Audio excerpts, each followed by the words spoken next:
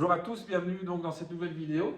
Nous allons voir donc aujourd'hui tout ce qui est code CEVNI, donc le CEVNI que vous pouvez retrouver donc dans vos syllabus à la page 59. Donc CEVNI, donc code européen des voies de navigation intérieures. Ok, quelques définitions importantes à connaître. Donc balisage des voies navigables, exactement, c'est comme le SINI. Donc le SINI, on se rappelle la signalisation des voies de navigation intérieures. Donc, mot de vocabulaire donc important à connaître. Angle mort. Qu'est-ce qu'un angle mort? On le voit ici. C'est en fait l'espace devant la proue d'un grand bateau qui ne peut pas être vu de la passerelle par le barreur. D'accord? Donc on voit ici, vous voyez, vous êtes dans une zone dangereuse car vous ne pouvez pas être vu par le barreur. Ok?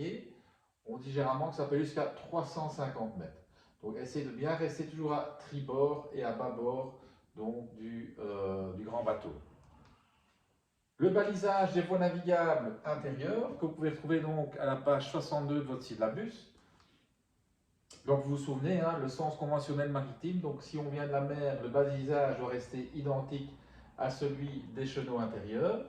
Donc vous avez toujours le balisage tribord et le balisage bâbord. Donc on vient de la mer, on rentre dans les fleuves, d'accord? Donc si on vient de la mer, comme pour rentrer dans le port, toujours les bouées vertes à tribord et les bouées rouges à bâbord. Ok?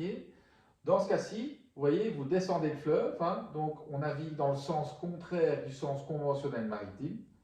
D'accord? Donc vous allez avoir les bouées rouges du côté de la rive droite et les bouées vertes du côté de la rive gauche. Le nom des rives correspond à la navigation dans le sens du courant. D'accord? Donc même chose, donc 1, 3, 5, impair, donc 1 tricot vert, 2, 4, 6 pair, 2 bas, 6 rouges. D'accord? Compris jusque-là? Donc vous avez ici donc le sens du courant, donc la mer est ici, et vous avez donc le fleuve qui vient se jeter dans la mer, donc sens du courant. Limite de chenal, rive gauche, donc on voit ici qu'on maintient les couleurs donc, du sens conventionnel maritime. Donc on aura la limite de chenal rive gauche, ça sera donc des balisages donc, en forme de triangle et verte, et la limite de chenal de rive droite, dans le sens du courant, on aura donc du balisage en forme de cylindre rouge, bâbord. Les bouées de bifurcation fluviale, donc le cas où vous avez un obstacle ou un point dangereux, donc ça correspond donc à une sphère avec des bandes rouges et vertes, comme vous voyez ici. Ok, donc bouée sphérique, bouée avec voyant ou espar. Donc dans ce cas-ci, on voit ici, nous avons un obstacle. Qu'est-ce qu'on va faire? Eh bien, on peut très bien bifurquer donc à tribord ou à bâbord. D'accord? Donc correspond plus ou moins à ceci. Vous pouvez retrouver ça. Ou alors, vous pouvez avoir la marque des bancs médians, et là, vous pouvez passer, comme vous voyez ici, vous pouvez passer donc à bâbord ou à tribord. D'accord? On peut passer des deux côtés. Chenal principal côté rive droite, de couleur, donc c'est bande horizontale rouge et verte, bande horizontale rouge et verte, un cône vert sur boule rouge, le cône vert sur la boule rouge, donc forme bouée avec voyant ou espar, et la nuit, donc c'est un vert rythmé. Donc un voyant conique vert peut être placé au-dessus de la marque. Ce voyant indique alors de quel côté de la marque il faut passer de préférence. Donc dans ce cas-ci, on parle alors de chenal principal préféré sur la rive droite. D'accord? Donc rive droite, tribord. On va vers tribord. Chenal principal côté rive gauche. Donc couleur bande horizontale rouge et verte, cylindre rouge sur boule rouge et verte. Et la forme, c'est la forme d'une bouée sphérique, bouée avec voyant ou espar. Également, la nuit, vous avez donc de couleur rouge rythmée. Donc un voyant cylindrique rouge peut être placé au-dessus de la marque. Donc ce voyant indique alors de quel côté de la marque il faut passer de préférence. On parle alors de chenal principal sur la rive gauche. Donc dès que vous voyez ceci, vous pouvez bifurquer. Le chenal principal préféré, il sera où? À bâbord. On va tourner sur bâbord. Ok? Donc dans ce cas-ci, vous vous souvenez, notre petit schéma, donc rive gauche, hein, vous retenez tricot-vert, bas scie rouge, donc chenal principal à tribord, hein, tricot-vert, ou le chenal principal à bâbord, bas scie rouge. Donc, comme ceci. D'accord? Donc ça, c'est vraiment pour le fluvial. Alors, il faut savoir aussi quelques termes comme l'amont, aval. Quand on dit qu'on est en amont, ok, on voit qu'on est, donc au-dessus du fleuve, hein, donc on est dans le fleuve. Et en aval, c'est tout ce qui est mer, hein, donc on va vers la mer, vers l'aval. Donc à chaque fois, on va remonter le courant de l'aval vers l'amont. Ok. Donc ici, quelle est la couleur de la bouée A? Donc nous aurons, en reprenant le petit schéma ici, une bouée donc, de couleur rouge. Et puis obstacle, donc vous voyez, dans ce cas-ci, on est en amont, hein. La mer est ici, amont on est dans le fleuve, d'accord, donc on va vers la mer. Et là, qu'est-ce qu'on aura? Donc obstacle, banc médian, on peut passer donc à bâbord ou à tribord, dans ce cas-ci nous passons à tribord.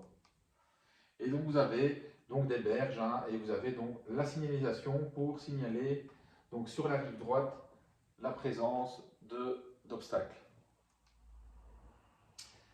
Donc balise fixe de points dangereux et des obstacles. Cette marque sur poteau Espar indique la présence d'obstacles comme des berges, des digues.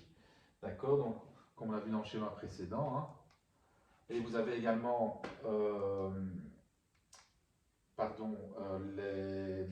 la balise donc, qui indique un obstacle du côté de la rive gauche. Okay. Donc, pas se tromper, rive droite, donc on aura tout ce qui est rouge, hein, des balises rouges, et tout ce qui est rive gauche, des balises vertes. D'accord? Vous pouvez avoir aussi des balises flottantes, hein, des points dangereux et des obstacles. Donc dans ce cas-ci, on aura donc, vous voyez, donc des balises donc, vertes et blanches, donc toujours identifiées comme ceci. Balise à terre indiquant la position du chenal. Hein. Donc on voit ici qu'on est, donc c'est un point de repère hein, pour identifier que le chenal est proche de la rive gauche. Voyez, point de repère pour identifier que le chenal est proche de la rive droite. Donc, petit moyen mnémotechnique, hein, donc pour le losange ici vert et blanc, vous dessinez sur les contours, vous voyez, et ça nous forme un G comme rive gauche. Ok, même chose pour le chenal proche de la rive droite, ces contours dessinent un D comme rive droite. D'accord, donc petit moyen mnémotechnique donc pour identifier ces points de repère. Le balisage et traversée que vous pouvez retrouver donc à la page 65, donc quoi, vous vous souvenez, donc rive gauche, rive droite, ok, donc indique à partir de quel endroit le chenal passe d'une rive à l'autre. Donc dans ce cas-ci, ok, dès que vous voyez ce panneau-là, ça vous indique qu'il faut traverser donc la rive. Donc on passe d'une rive à l'autre. D'accord? Donc il donne l'axe de la traversée. Donc si vous prenez cet axe-ci avec cet axe-ci, donc vous êtes sur le bon chemin pour la traversée.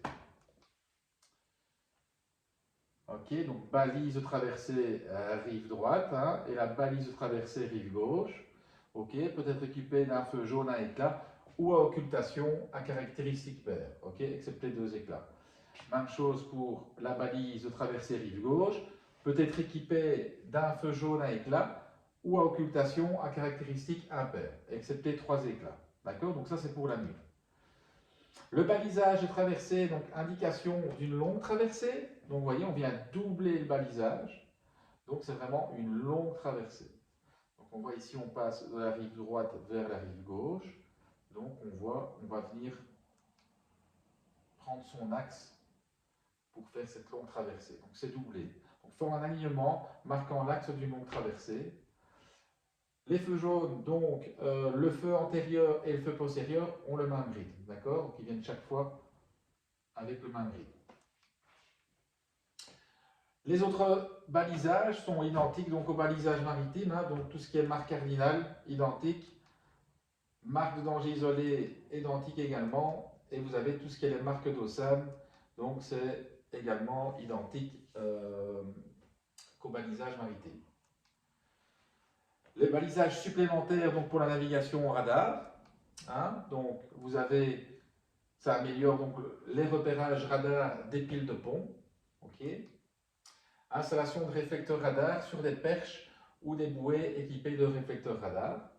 Hein, donc on va savoir les identifier par exemple en cas de visibilité réduite ou la nuit, hein, donc avec donc, le radar que le bateau a.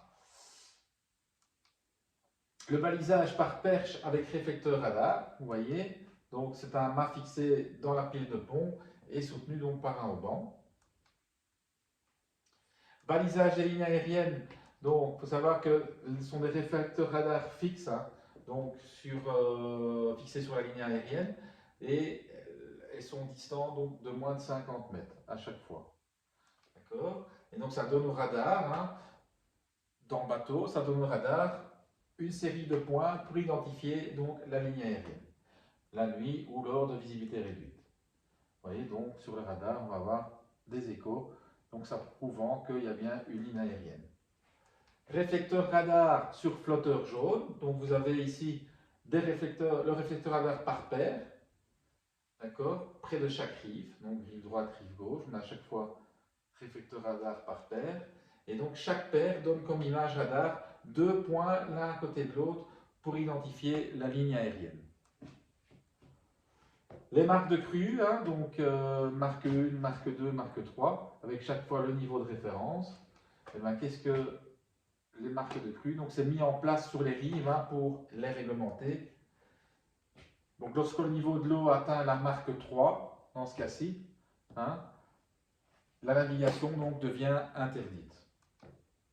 Donc ici, petit exemple, on a eu le cas, je ne sais pas si vous vous souvenez, donc, lors des crues ici actuelles.